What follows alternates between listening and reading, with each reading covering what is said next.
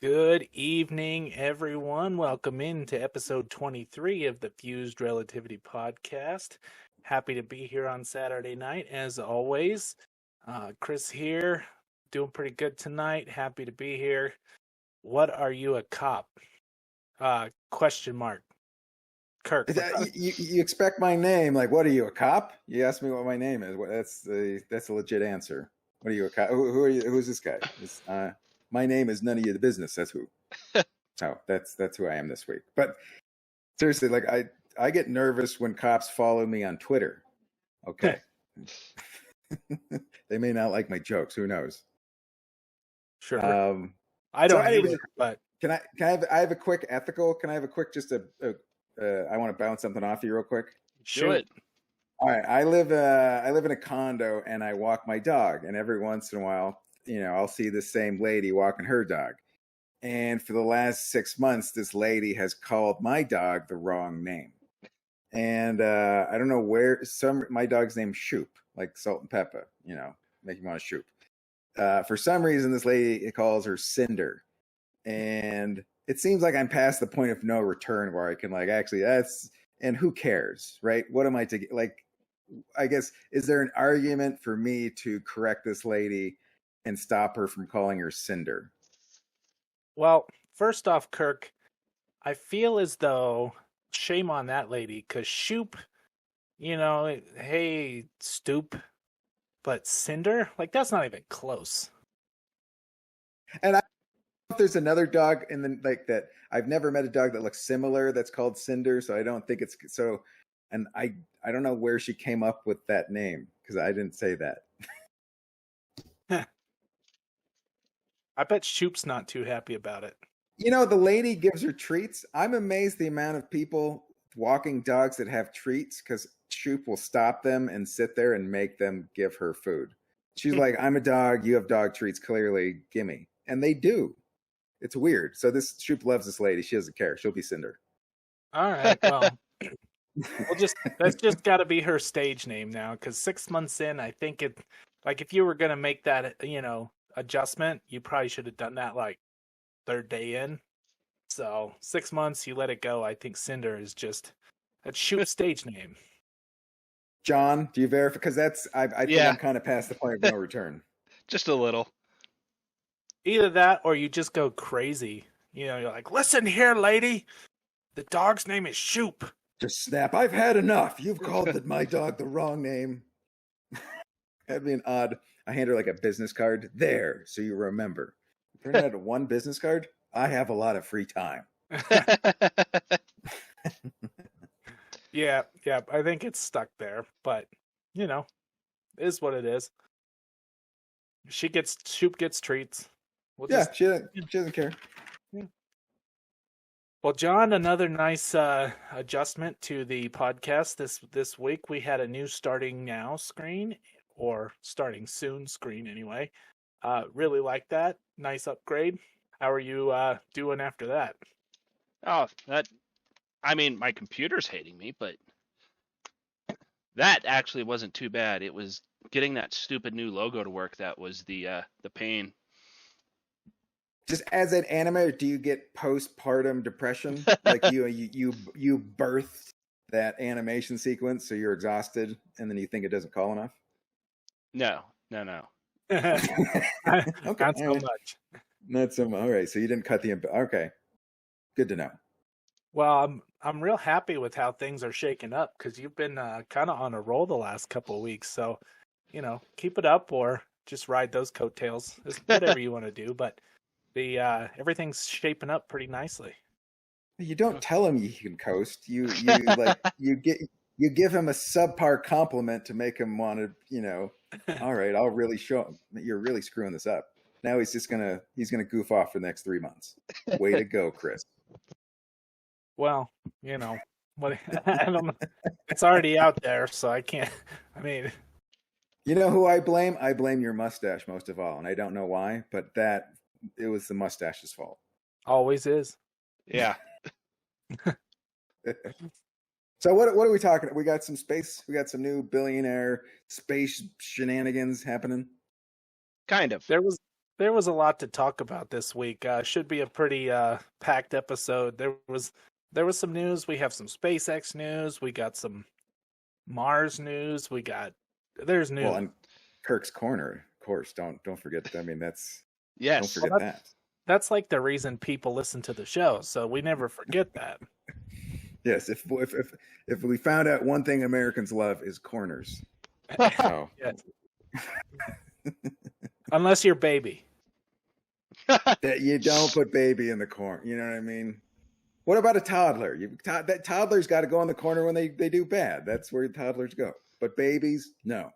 And as much as they mess up, you'd think they do like corners, you know.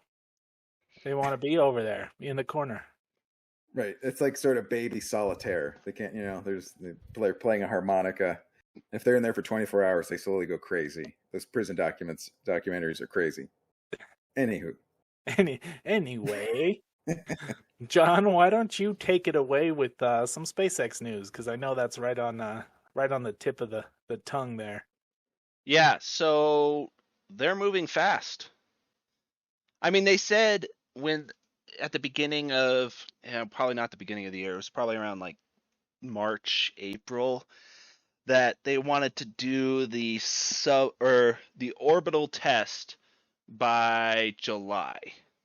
Obviously, that didn't work because things. So now they're very quickly ramping up, and I'm going to switch over to. Hopefully, this is the correct one.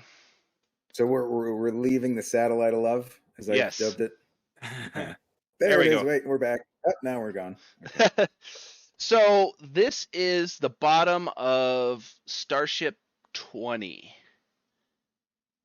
And just because, and before you start talking too much, I just had to point out, I saw that they had fully stacked the the next test Starship, and Elon was bragging that he has the biggest phallic-looking rocket ever built.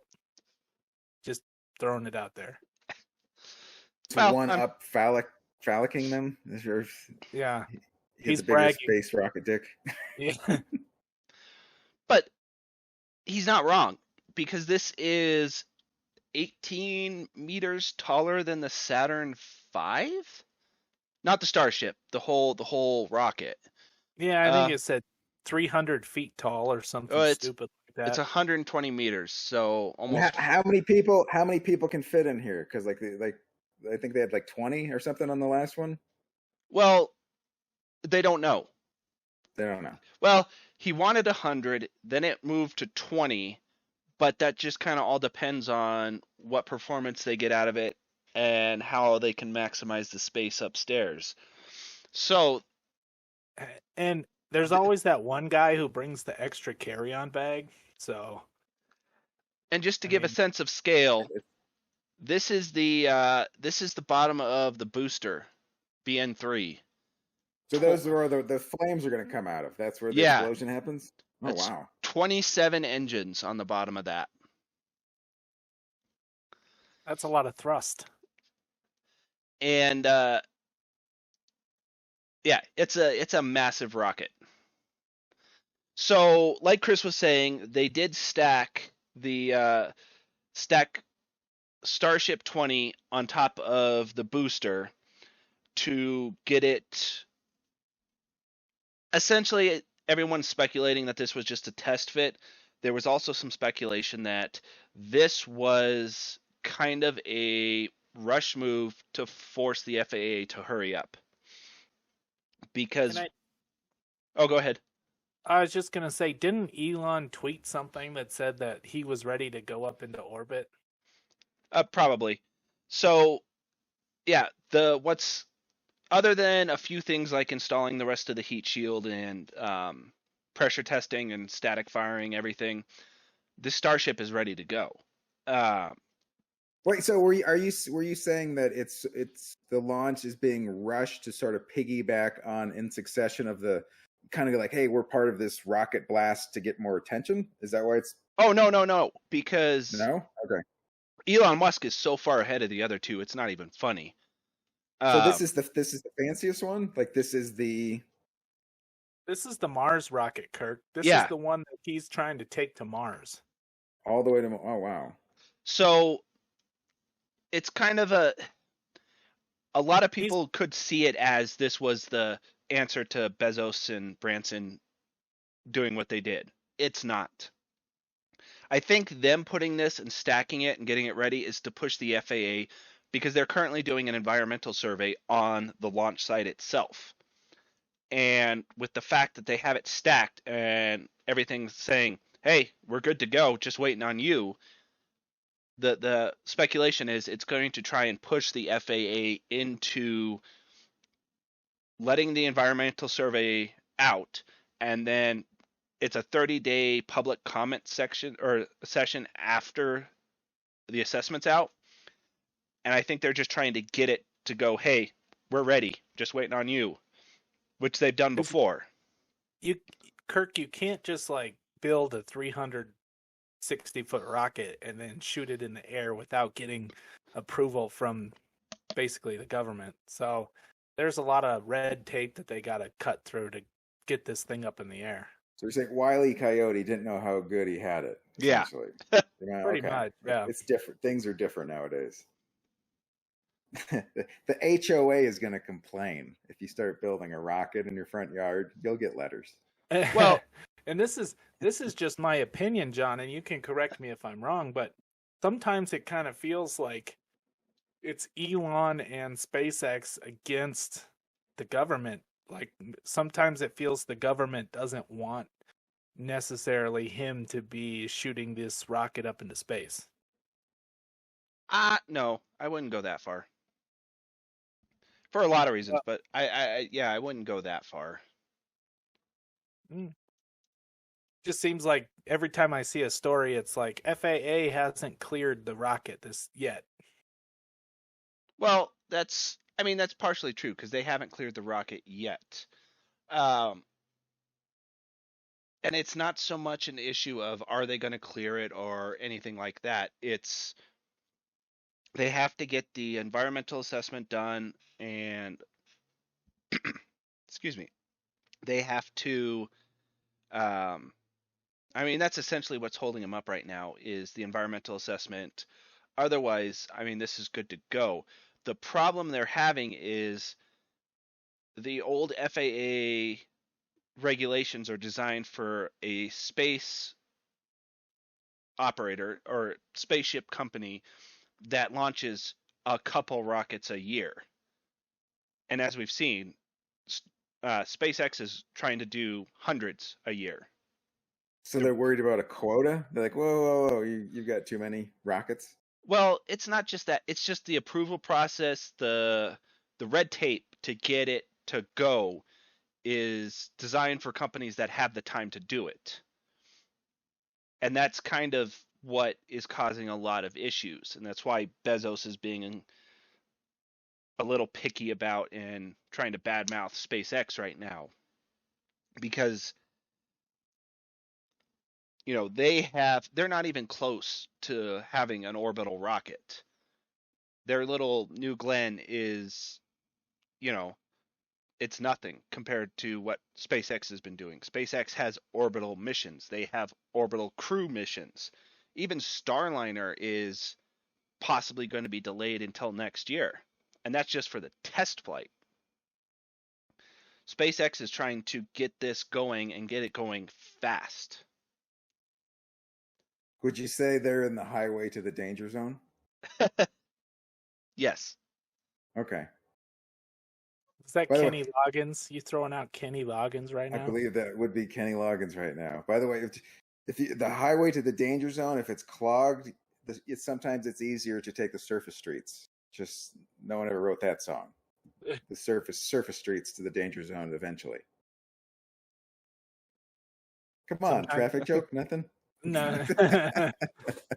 First you throw out Kenny Loggins and then you throw out a traffic joke. Come on, Kirk. But okay, what are we talking about?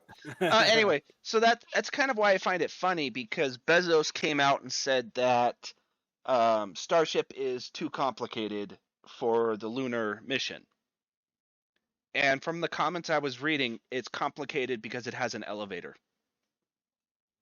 And that's what they're trying to, or Blue Origin is trying to say is, oh, SpaceX is, it's too complicated to land on the moon. The counterpoint to that is there's so much cargo capacity with the Starship that the workaround to, well, what if the elevator gets stuck? They're like, okay, So well, is it an elevator, essentially the thing that would lower them to the actual surface so they can get out, is what I'm yes, picturing? yeah, that's Okay. exactly it. And so I'm also picturing an old-timey elevator operator from the 1920s. I thought it should be more modern than that, but they did an odd choice.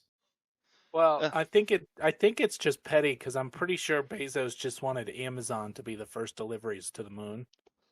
So The moon, yeah, the Mars now has Prime. It's a Prime member, so it's yes. you get in 2 days. I don't know how they do it. They're gonna kill themselves.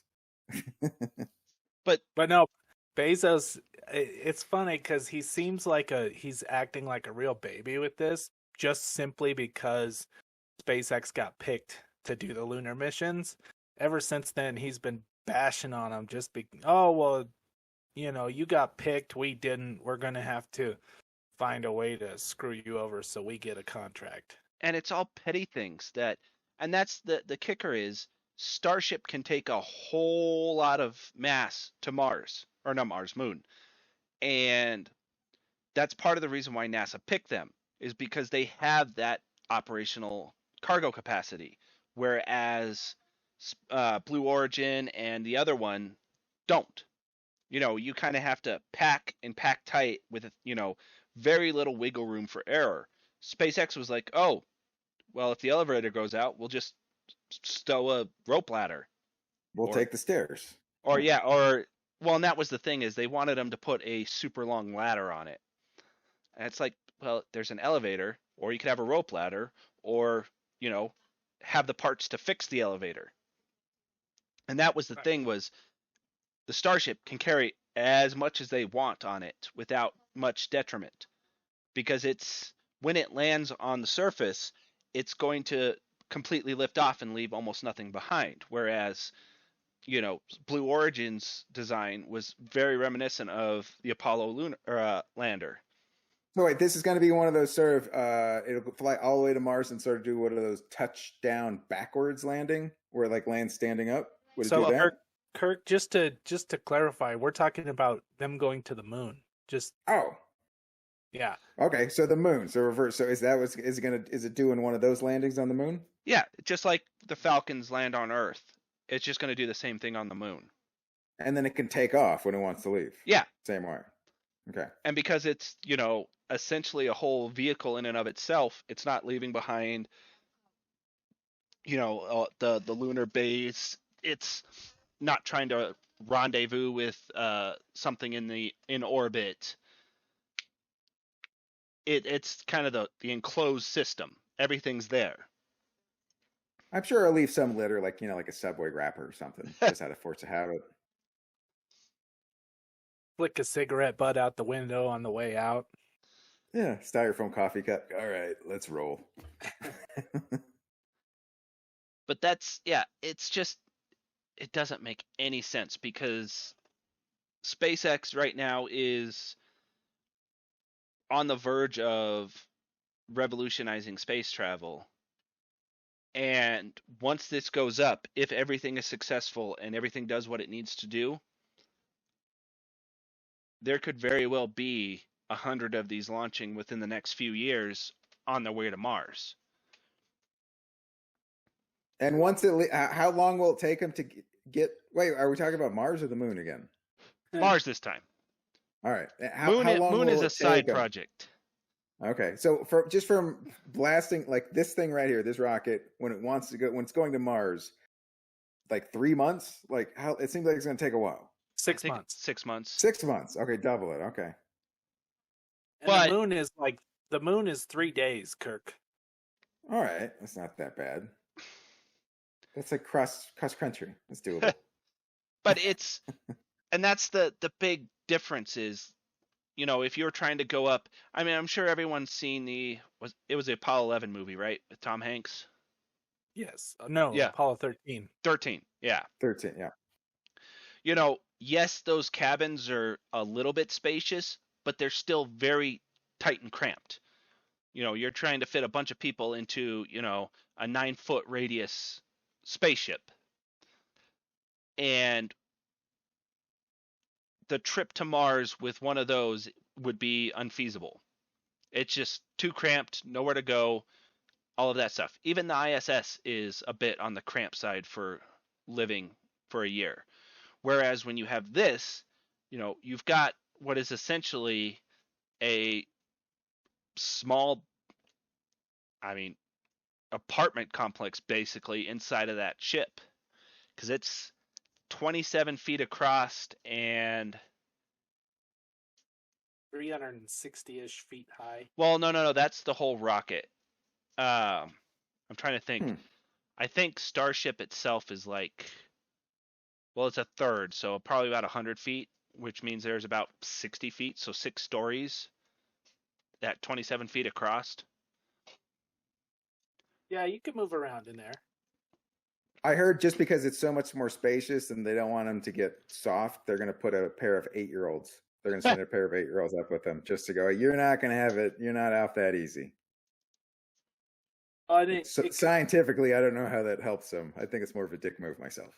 And what you were kind of talking about just a minute ago, John, which is something that I was going to talk about later on, but I'll touch on it now, is I like Musk time compared to NASA time. You Well, saying it happens faster? I mean, Musk time itself is unreasonably fast. SpaceX time is still ridiculously fast, but just to put it into comparison, the SLS, which is technically smaller than this rocket, has been in development for over 10 years. They still haven't even come close to setting it up to launch. I think the last thing they did was static fire the engines. And this is, he very well could have a full orbital Starship by the end of the year.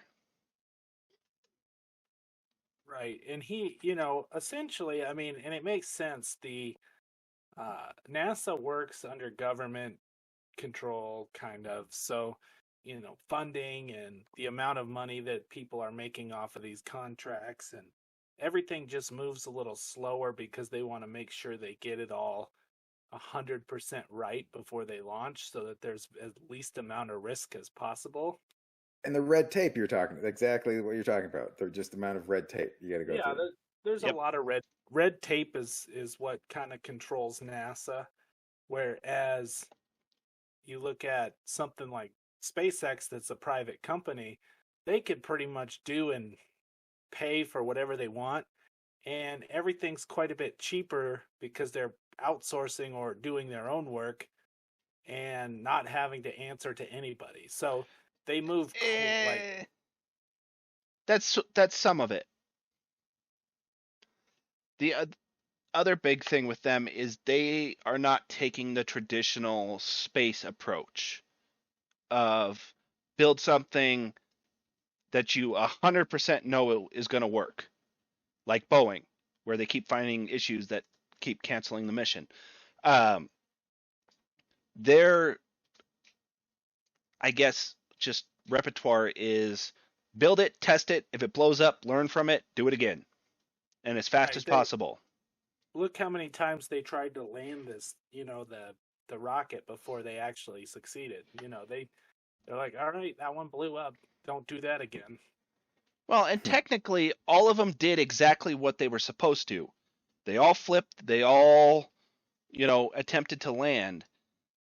The things that caused them issues was that there was certain limitations with how they were building the ship. So they went back and kind of iterated and to fix the problems, but they could do it extremely quickly.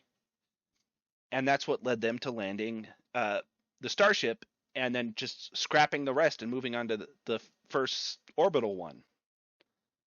That's kind of my point, right? Is if it were, let's say it was NASA who had a rocket go up flip and then explode, there would be 6 months of investigation into what happened.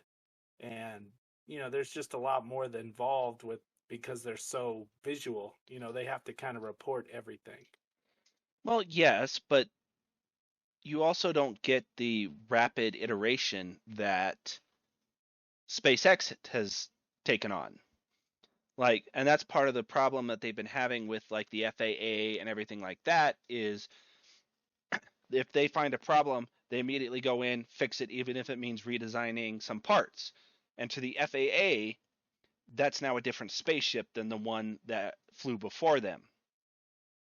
So they have to completely redo all the paperwork to get this spaceship going now because they changed something.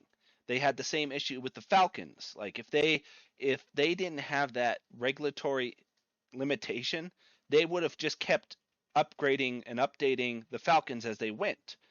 But every time they did, NASA and everything saw it as a completely different spaceship that needed to have its regulations redone. They can't just go, look, it's just like an upgrade. It's like, this is just space. This is rocket 11.1 and let it move it on. They got to reinvestigate it from scratch. And that's what it took them so long to get the Crew Dragon done, is because they wanted a flight proven booster or flight proven rocket with X amount of flights. Well, the problem was SpaceX was developing and iterating so fast that every time they did, they had to kind of restart the counter for getting the crew certified or crew version certified, because they wanted the same rocket built the same way to fly those missions and not one that was slightly altered. I heard that the flight attendants on the rocket ship to Mars, it's going to take a lot of childcare. They're going to be gone for a while. So they got to think of that. Or, forever. Probably forever. By the time they come back, they should be grown. So they'll be teething. They'll be eating on their own. Well, and it kind of ties into one of the other things I wanted to talk about, John, which was the James Webb Telescope. And this kind of ties perfectly together because one of the stories that I saw today that piqued my interest was they are getting ready to pack up and launch the James Webb, which is the replacement for the Hubble telescope. And they said, essentially, they've been working on this thing for years, and they're worried about sending it up into space because the darn thing is so complicated that they're worried it's not going to correctly unfold when it gets to where it's going. And that it's going to, they're saying that it's unrepairable if it doesn't unfold correctly. So they were kind of worried about the whole process. Yeah, I mean, that makes sense. Look at the Hubble. It went up and didn't work, and they had to send up the shuttle to fix it. What are the options? It seems like it's built, so just roll the dice, or you then keep it and then readjust it, and for months or years to tweak it. Like, I mean, at a certain point, if it's done, well, we got it. Might as well see what it does, right? Well, and that was part of the story that I read, was that I can't remember who the gentleman was who was commenting. He was involved with the project in some fashion, but he was basically saying that it took years of trial and error, and they had to call in different engineers and do all these different things, and it cost all this money, where I feel like if it were SpaceX, they would have just kept building different versions of the same telescope. No. The thing is they were trying to make it redundant. And that, because a lot of people don't want what happened to the Hubble happen again, because technically there is no spaceship right now in service anywhere in the world that could service anything in space. We do not have that type of thing. When the shuttle was retired, it kind of took away repairing stuff in space. There's no tow truck in space out there right now. There's nothing that can go dock and bring Actually, something there in. is. And there's okay. Does it have mud flaps of the hot ladies in the bikinis? No. But okay. It's funny you bring that up because there is a towing satellite out there that goes up to geosynchronous orbit, hooks onto the satellites that have run out of. Actually, I don't know if it's up there. I think it is. But it hooks onto the satellites that are up there and tows them back to their correct orbit until their operational lifetime is end, and then parks them in a graveyard and then goes to the next satellite. I heard if you have AAA, the first 5 miles are free. So that's nice. That's a nice plus. That's about a what, a tenth of a second, John. So maybe not even. It's probably less than that. It's something, but yeah, it's you got a lot longer to go. I'm sure it's farther than 5 miles. I mean, they're traveling at 14 to whatever 17,000 miles per hour. The geosynchronous ones, I don't know how fast they go. I don't want to guess. But to swing back to the point we were trying to make is that's kind of what I assume is most of the concern is when the Hubble was launched, we had the shuttles, which were capable of fixing any problem that happened in space with it. We don't have that with James Webb, theoretically. Well, and one of the sticking points, which is why they're having doubts about it breaking, is because it's going kind of far away. It's going to, is it Lagrange 3? 2, I believe. Lagrange 2? Yeah. Which is can't these space billionaires create their own essentially version of the space shuttle to go? I mean, if they're going to be blasting 1,000 rockets to Mars or the moon, seems like that would be a no-brainer. Well, James Webb is government owned. Yeah, that one's a NASA project, so that one can't be touched by the private. But you're not wrong, because if you look at Starship, in theory, it could be outfitted to do servicing missions. And it's months away from flying into space. So I say the private sector is going to take care of this problem before NASA can catch up because they move so slow. Well, it's not a problem that they were thinking they were going to have. If you think long term, look at the Hubble. It took almost 30 years before it. Well, I say it took almost 30 years. It broke almost instantly. But it went 10 plus years without any issue.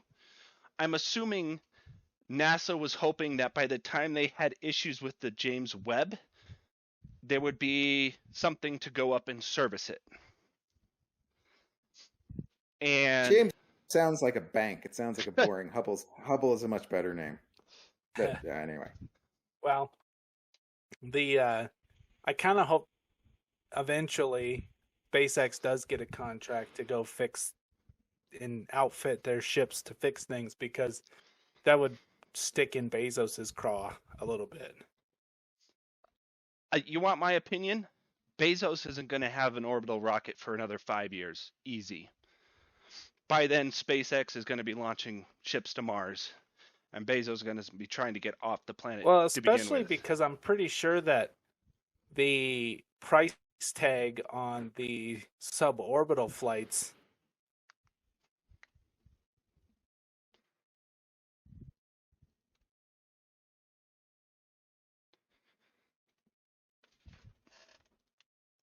Did Chris just drop out? I was going to say, yeah.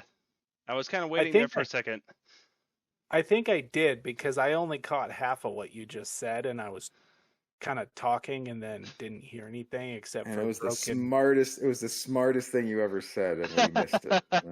We missed it's society's lost, basically. No, I was going to say that especially since they upped the price tag of the suborbital flights that they're looking to do, I think it was Virgin Galactic who did, but it might have been Blue Origin. Anyway, it was like $450,000 a seat. Is what they're. If you use Expedia, you can get a little cheaper, but you have to have a layover. Pain in the ass. See, and that's what kills me is because SpaceX, the cost of the starships right now is estimated in just a couple millions of dollars. Because they're essentially just stainless steel grain silos. So if you really wanted to stick it to them, like $1,000 a head. All right, let's go. Boom. Well, and take that, Bezos.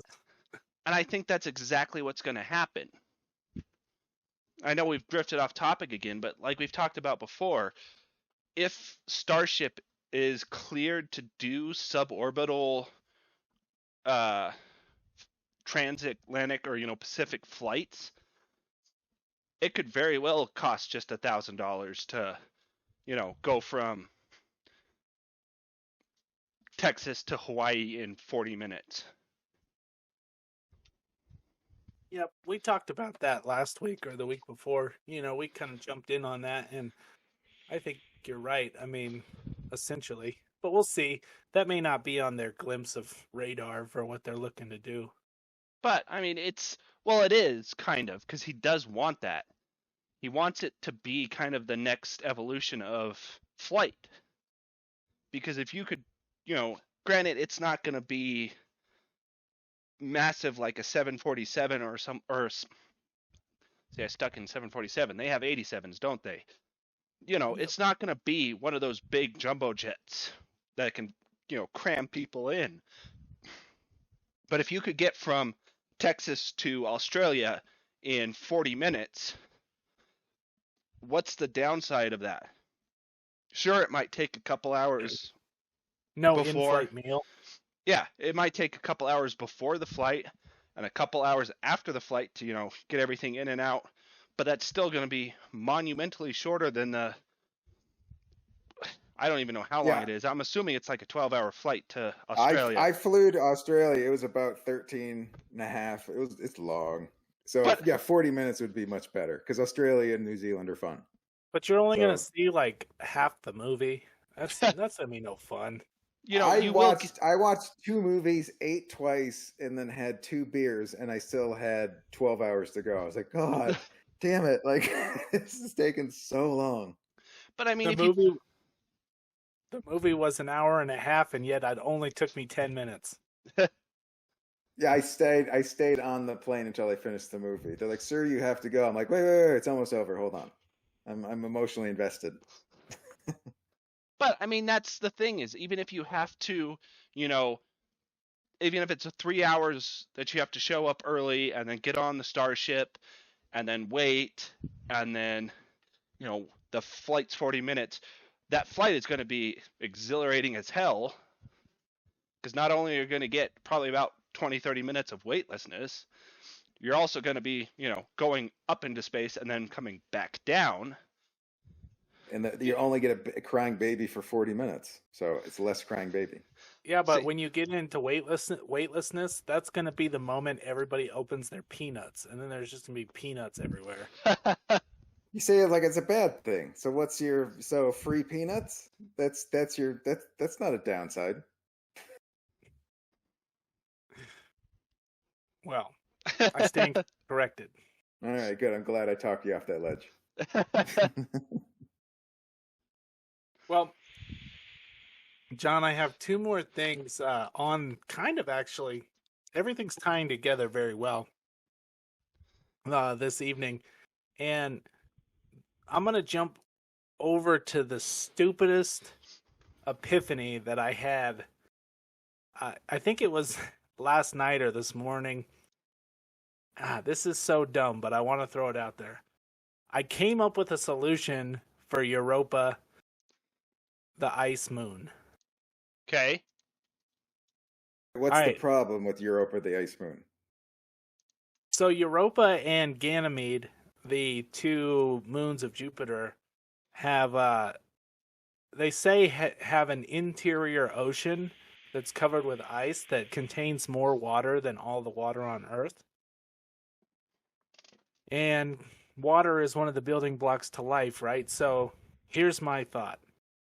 We build a gigantic magnifying glass and we shoot that sucker into space in between the sun and Europa. Boom, melted. So then it would just flood Jupiter? No, Or- it would just melt Europa. Well, it would just warm Europa up enough to where the water would not be frozen. So Or at least, defrost Europa. So yeah. Okay, I get it. Okay. We use a giant magnifying glass to defrost Europa. And theoretically, if it's warm enough to defrost it, it would be warm enough to be habitable. I don't know what the atmosphere is like on Europa. I'm assuming it's not oxygen, so I doubt people could technically live there. well, But but if you start melting a bunch of water and warming it up to where the water cycles, it'll eventually shift. correct. You would think that oxygen would naturally, expel. And so, see, $1 billion idea. We build a giant magnifying glass, and boom, life on another planet. Call that a stupid epiphany. I mean, a stupid epiphany was that stripper we saw a couple weeks ago. But, all right. I mean, your idea is not that far out of logic. There have been, I don't know if a giant magnifying glass has been proposed before, but definitely, what am I thinking of? Shades. Because not shades like glasses, shades is in a giant reflective panel launched into space to reflect a certain amount of the sun's light. Foil, like when people tan, those aluminum foil things, but for a planet or a frozen moon. Okay.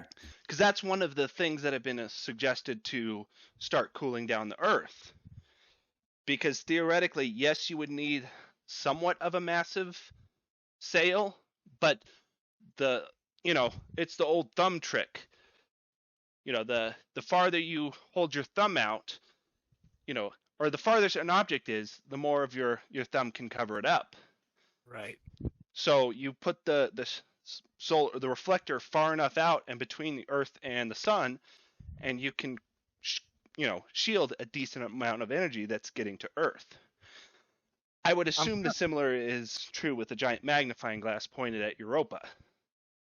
I'm kind of shocked. Like, honestly, I thought you guys were just, at least John was going to tell me that was the stupidest thing he'd ever heard. So the fact that you didn't just dismiss me, I'm like, hey, maybe it wasn't such a terrible idea.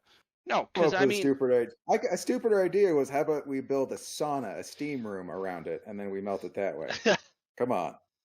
But Boom, I mean, that's something like that. Stupider. Yeah, something like that could easily be applied to Mars.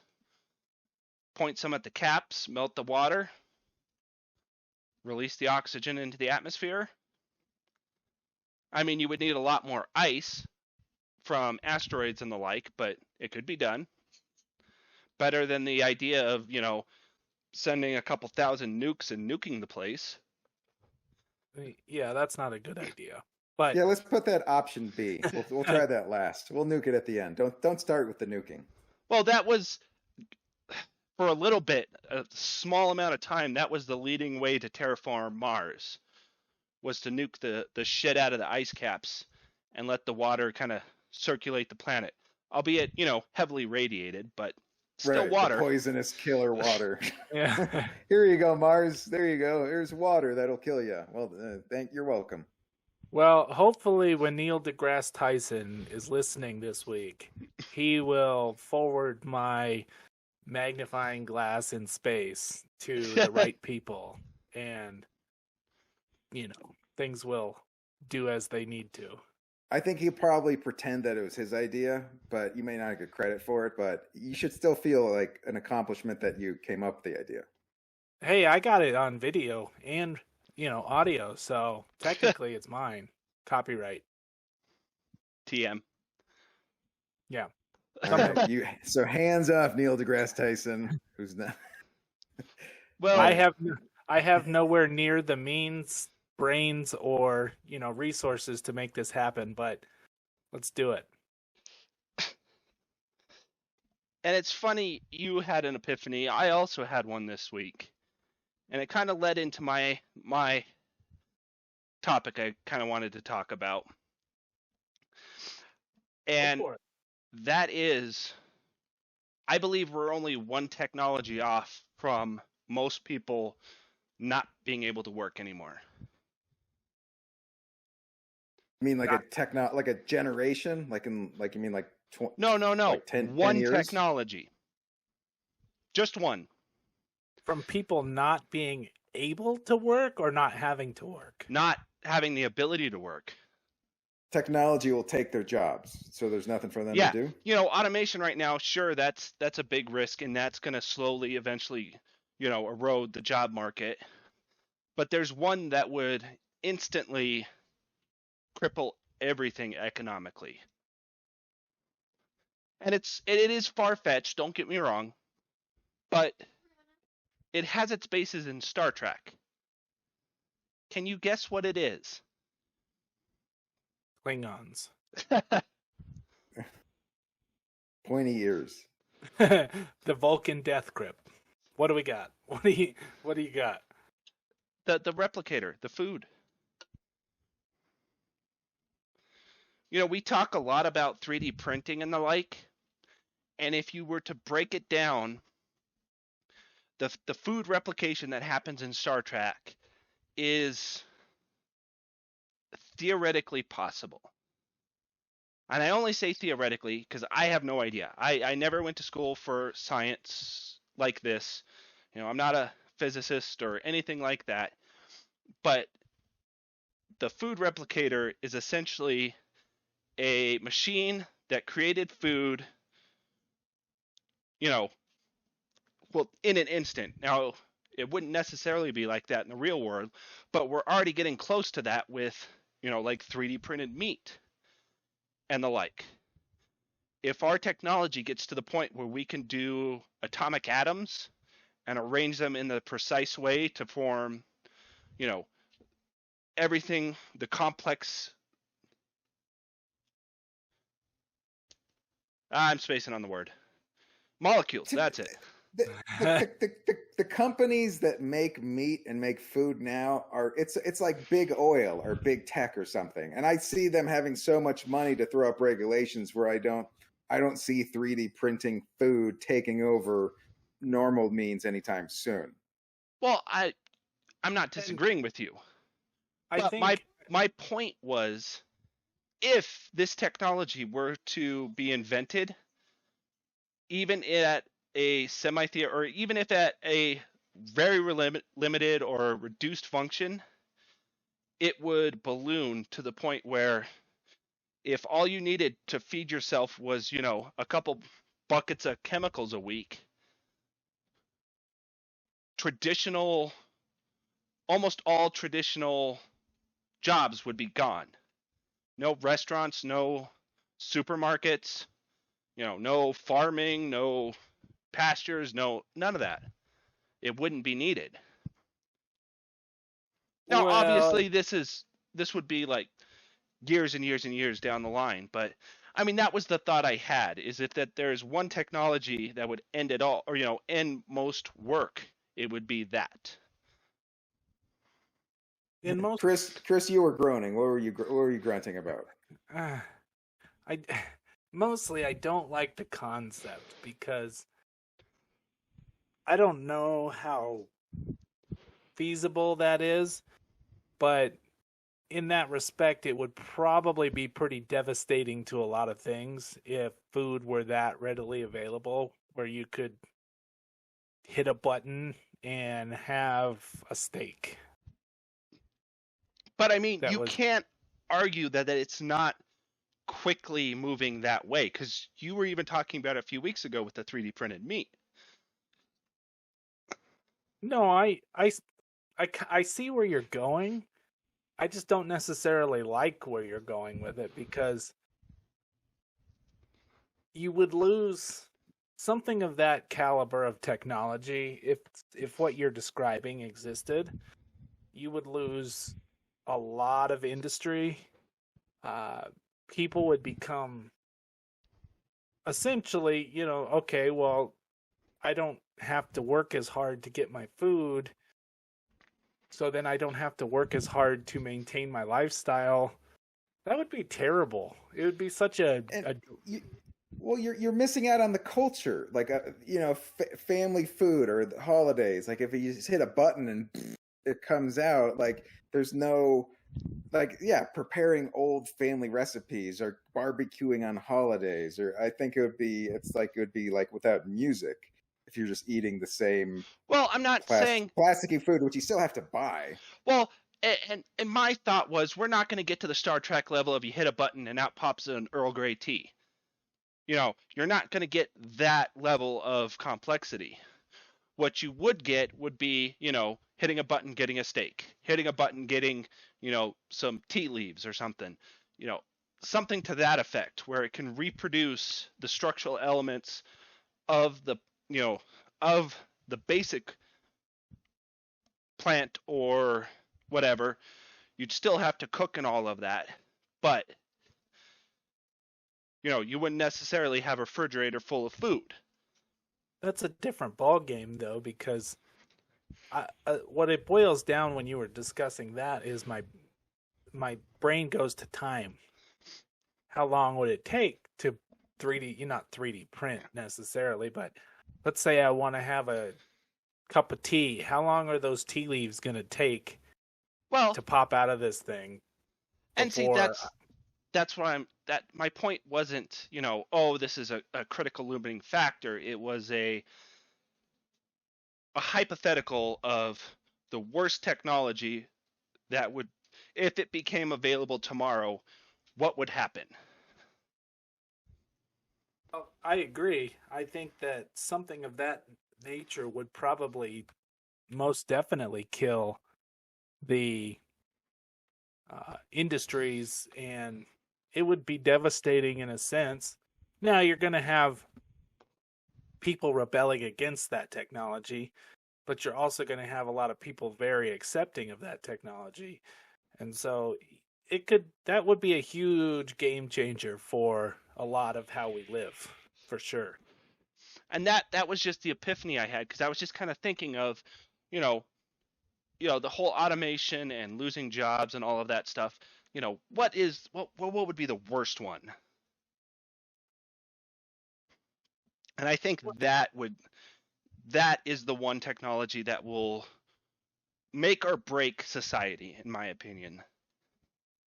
And it's kind of food, like, as much as we rely on so many things in this world, food is one of the things that people are the most insecure about generally. Well, because you can go months without going to a department store to get stuff or order stuff on Amazon. You can't usually go more than a week or two without going to a supermarket or a market. Right. Yeah, you need food. Yes. Yeah, food's just one of those things, like, you can survive for a week with no food. I mean, I'm talking period, like you can go a week without eating, but that whole week, all you're going to think about is how damn hungry you are and how nice it would be to eat something. So and your body's shutting down and your brain is eating itself and you're getting weak, and it's not you could do it, but I wouldn't recommend it. A week without food, I don't care if you have to lose 5 pounds for that prom or whatever, it's not worth it. Eat something. Yeah, and that's just, when I was driving home, I was just thinking, if that technology became available, robots, all of that stuff, insignificant compared to that. That is the technology that should necessarily be feared when it comes to jobs. That and people making balloon animals. Those are the two. The more interesting concept would be if those two things are combined with each other. If you had a robot who you programmed to cook your food for you, okay, wait for this ribeye to get done, pull it out, cook it for me, and 8 hours later, here's your fully cooked ribeye steak dinner. Now you and he made you a balloon animal. Yes. All right, go ahead. As long as it's not a dog. Dogs are overplayed in the balloon animal game. So All right, way to take a stand. That's your political. didn't know Chris, I had a stance on 2022. balloon animals. I had no, yeah. Anyway, but you know what? If a vote for me is a vote for balloon animals, okay, all right. I like it, John. I mean, I don't like the idea just because I think it would be a little bit Well, too hard to come back from, but I like the concept, I like the thought of the premise that you threw out for sure. because yeah, that's the thing that would change the world. Period. End of story. The day that technology is invented, the world will change. Now, can you make, I mean, going back just case in point to it, could you make it, how would you say, reachable for most people? If you had this technology, could you make it everybody can afford it? Because if it's something that only the rich can have, then it's not going to do much. So this would have to be something that you could produce on a mass scale that everybody would have. Then it's going to wreck the world. But that would be the only instance, is if everybody has it. If only a few people have it, big deal. Look at any technology, though. When cell phones came out, only the rich had them because they're the only ones that could afford them. The thing is, when stuff like that comes to market, it's going to be a race to the bottom to get it as cheap as possible, to get it into as many houses as possible. Because if you break down, any organic matter, it's mostly carbon and water. Right. And amino acids and stuff like that. But theoretically, it's all possible to do, and cheaply. Because carbon is, as everyone knows, fucking everywhere. Now Same the with, only other downside is you're not going to be able to go, let's go to that McDonald's because that McDonald's sucks. but again, something like that, you wouldn't necessarily, I mean, sure, like if it's, you can't do cooked food, yeah, it's going to be more just knocking out the grocery stores and the farming and ranching. But if it can do cooked food, and you could say, I want a Big Mac, and it prints you a Big Mac, what's the point of going to McDonald's? That's true. If you can get diarrhea at home, why would I travel to go get diarrhea? Good point. Because then traveler's diarrhea wouldn't exist. But just to race yourself home, just to give yourself a thrill, Yeah. just to beat the clock with your seat cushion. Yeah, everybody's had that moment when they're going, dude, if that light turns red, it's game over. But I Yes. just, I mean, that's my thought though. Is it? I just lost it because of that stupid joke.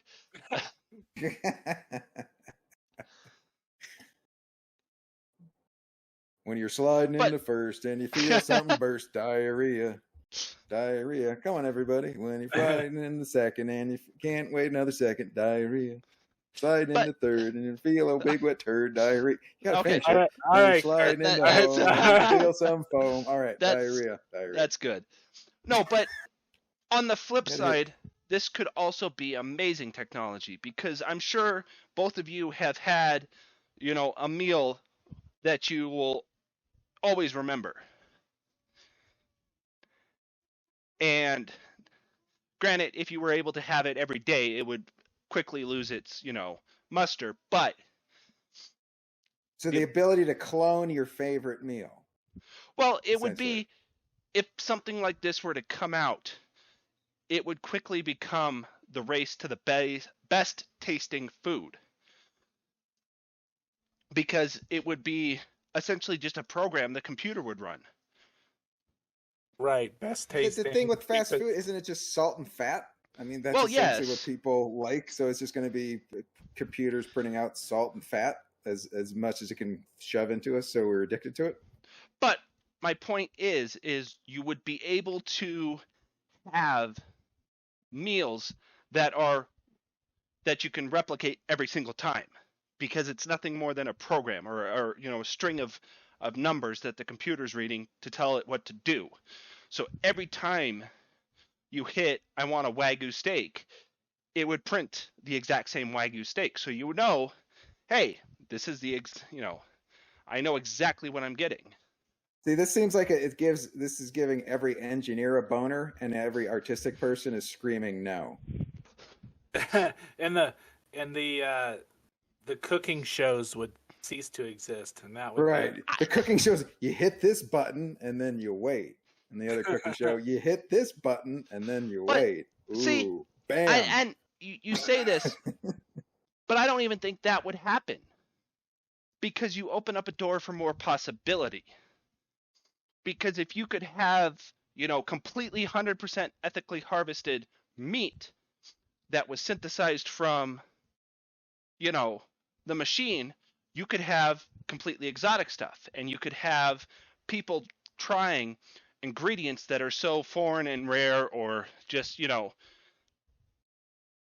I guess foreign and rare works, but you would be able to start experimenting and creating entirely new dishes that up until then would have been almost completely impossible without, an extensive way to get a variety of ingredients. My thing is I don't need a robot judging me for how many hamburgers I eat. So, it's going to happen. That data is going to get collected, and somebody's going to say something. This guy likes burgers. Send him a defibrillator. Give him a pig heart. Oh, wait. We got rid of the pigs. All right, never mind. He's got too much pork in his diet already. No more pig heart. Okay. Well, definitely an interesting and thought-provoking topic, John. It's fun. I mean, and it's interesting to think about, but I'm not for it. So, I'm gonna kind of ignore it until it happens. Yeah, I'll bury my head in the sand and like an ostrich, which I might eat one day because it's gonna come out of a robot. There you go. That's a good system. No, but yeah, good. At least thought provoking. You know what I mean? Something to think about. See, we both had good thought provoking ideas, epiphanies. Bet that doesn't happen again. We both have epiphanies who are putting themselves through college. So good. One last thing before we get over to Kirk's Corner, John.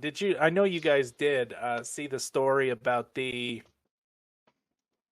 Mars, the simulation they're trying to do, where you go and live in a 3D printed home by our the people we talked about early on Icon. It's to simulate Mars. You live on Mars simulated for a year. They're doing it in Austin, right? Austin, Texas? Yep, that's where Icon's based out of. And they have a thing where you go and you basically they're saying, hey, we're going to try and 3D print a house with materials that we could find on Mars, which John clarified, which was going to be mud, essentially, or adobe. And you simulate essentially what it would be like to live on Mars for a year, so that they can kind of hammer out the details of, okay, this guy went nuts, this guy did this house wasn't, or, these rooms aren't quite big enough, whatever it may be. See, and not to distract from the accomplishment, because it's a really good accomplishment, I just don't think it's necessary. I think Elon had it right with the Boring Company. Oh, you're talking about living underground? Yeah. Oh. Well, so not making structures, digging underneath. What? Go ahead, Chris. Oh, I was just gonna say, living underground, that scares me. But one of the things I found interesting, and this is completely 180 from where you're at, but they were talking about how they're designing these rooms to be arches and spheres or essentially they're trying to get rid of all corners so that people don't get like madness from looking at corners and feeling confined. So they want to have like open spaces in all the rooms. Which a Knocking hole would corners. do. Screw these guys. Knock, hands. Yeah. All right. Less corners, so mine's better. All right. Fine. I'm okay with that. So obviously, it still has practical use because living underground 100% would drive people insane, potentially. I would think so. But especially on Mars, especially without an atmosphere, you're going to want the most protection from A, the elements, B, radiation that you can get. And the other thing would be, can you get a temperature neutral situation down there? Well, I heard the Austin company, when it makes the structures on the walls, are Willie Nelson posters. So that's odd. And that's the other benefit of underground is you are at that temperature neutral stage, because the farther you go underground, the less heat is, transferred via cold or hot. So it's easy to heat up and cool down without, a ton of infrastructure. Like if you were to build something on the surface, you have to deal with those extreme shifts from, mild fall day to Arctic winter night, which means you're going to have to heat a lot of the base if it's on the surface. So 2 sweaters. Whereas if you were to build these structures on the surface that could, serve as obviously, enter and exit points and kind of just general sanity points where you could go out and, look at the sky, see the surroundings, stuff like that. That's a different thing to where, if there is a colony on Mars, a majority of it's going to be built underground, I would assume. Well, what drew me to most of this story was the space madness kind of discussion, because it's a huge sticking point for a lot of these missions, which I've kind of come across since I've been looking at them, is they're really worried about people's mental states while flying to and being on Mars.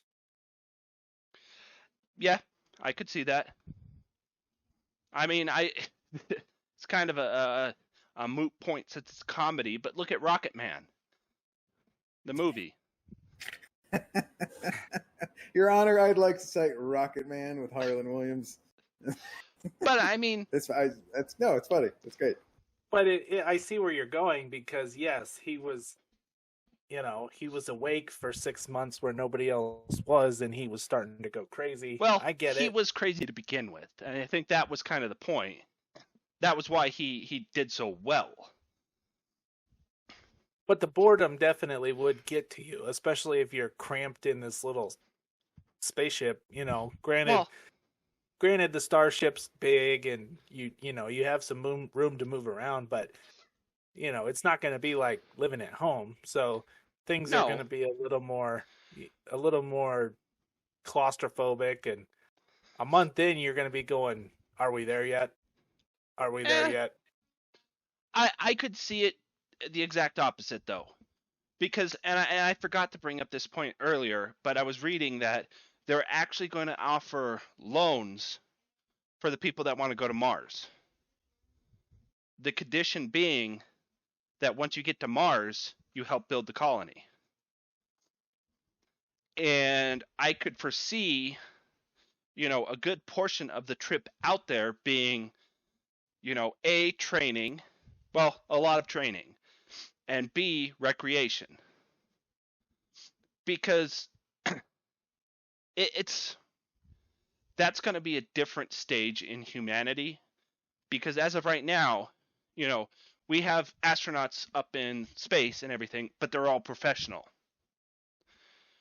You start sending a bunch of civilians to another planet and lock them in a confined tube for 6 months, I would imagine freaky shit's going to happen.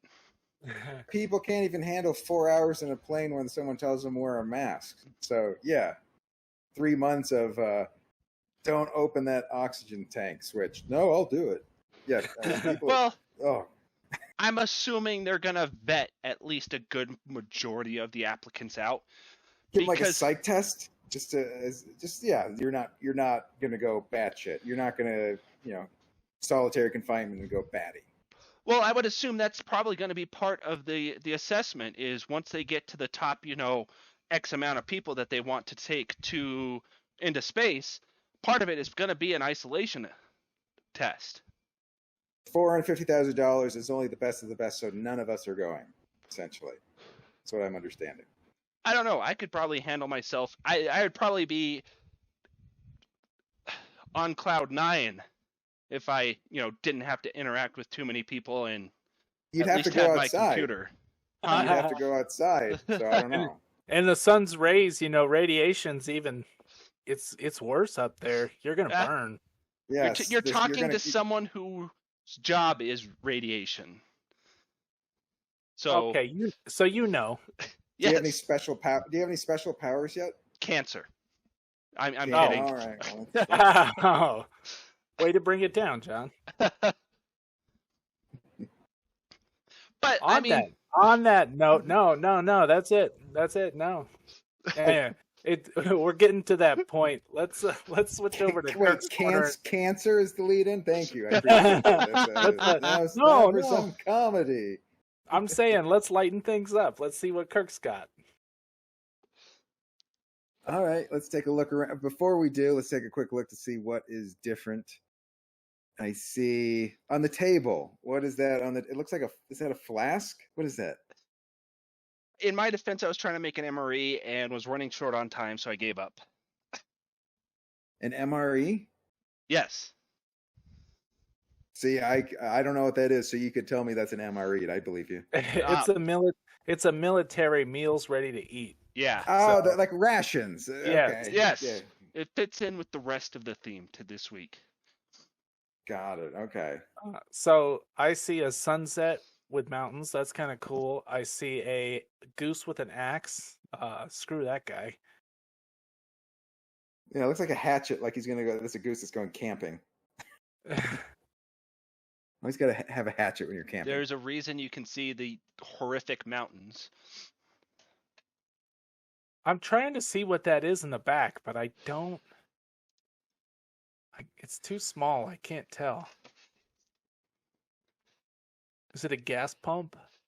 Or, a rocket. It's a rocket back there? Specifically, It's the rocket from the intro a few weeks ago. Oh, a cool new intro. Okay, there you go.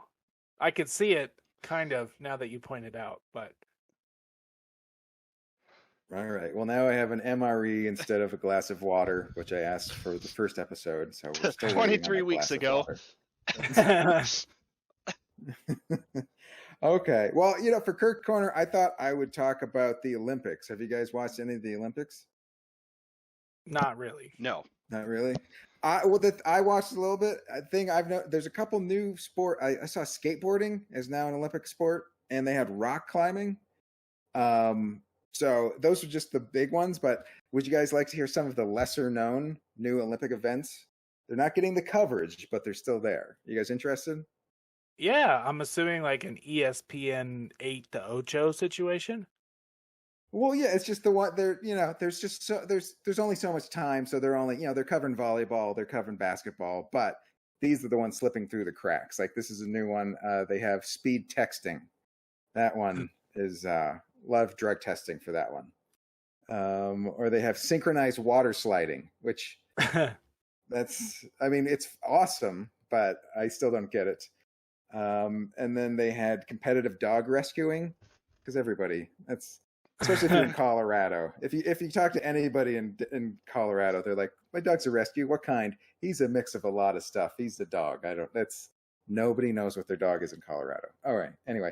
And then a couple more, they have freestyle scootering, which is exciting. That's sort of in the skateboarding. They have competitive Twitter takedowns.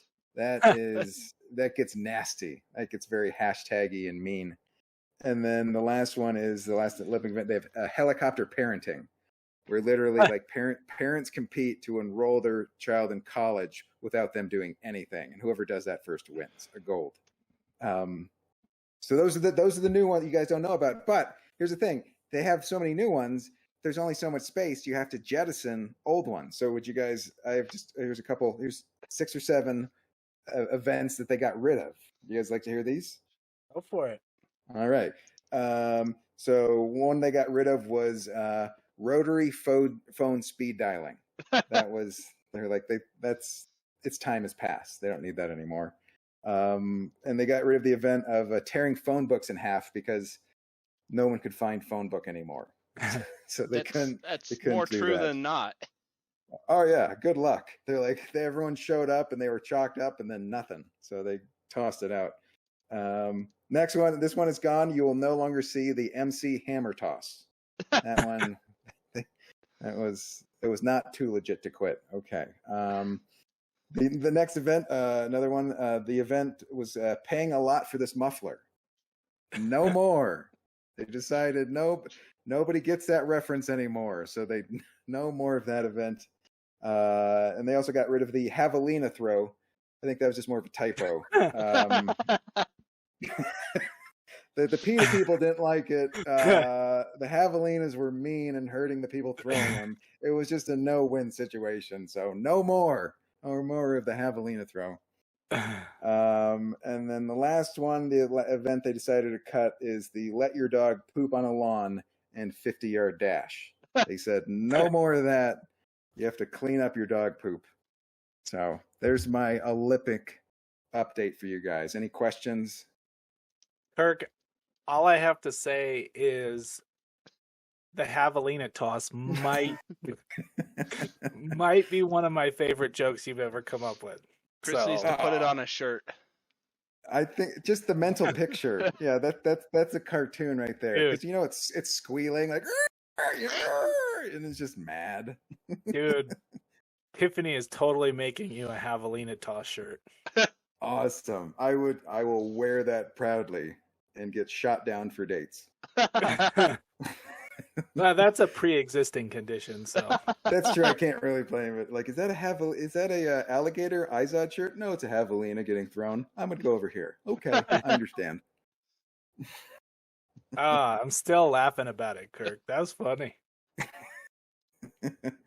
All right. Well, there's Kirk's corner. So we'll see what we got next. Yeah. Congratulations, buddy, on episode 23. This is number 23. Yes. Yep. Yeah, 23. Look at that. We are approaching 25, which is halfway to 50, which is 24 more episodes than we thought we would have. Look at you doing math. Look at that. I never thought I'd see the day. I've been studying, Kirk. I took off all my shoes and my man, that was amazing. You went over your toes and fingers. Good for you. Dreams can come true, people. Don't forget. All right. See, not one time did I say you smell bad, Chris, because you do smell bad, Chris. Okay, I had to get one in. I didn't. Just under the wire. I had to get it in before. Just under the wire. Well, John, I feel like I forgot something. Okay. Yeah, I was trying to cut you off, Kirk. Thanks for that. All right. John, I have an off topic, and I think, Kirk, I didn't send this to you because I wanted you to see it and react to it. So okay. John's going to throw up a picture.